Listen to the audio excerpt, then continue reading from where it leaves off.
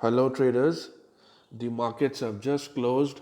It's 3:47 now, and let us look at today's performance. This is a Bank Nifty chart on a 5 minutes time frame. Today morning we got a first call buy signal, but the buy trade didn't happen because the uh, closing of this candle was not higher to the candle in which we got this signal. So the buy trade didn't execute. After that, we got a sell signal here around 9:55. The sell signal happened in 37,800 levels, which went down right till here, giving us almost 400 points profit.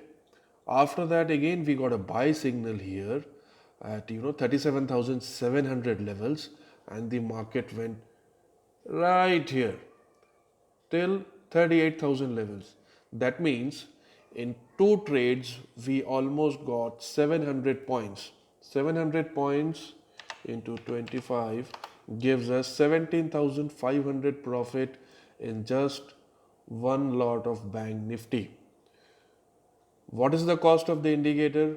Only 999 with lifetime access. Along with that, you also get a strategy videos. Have a lovely evening. Take care. Bye.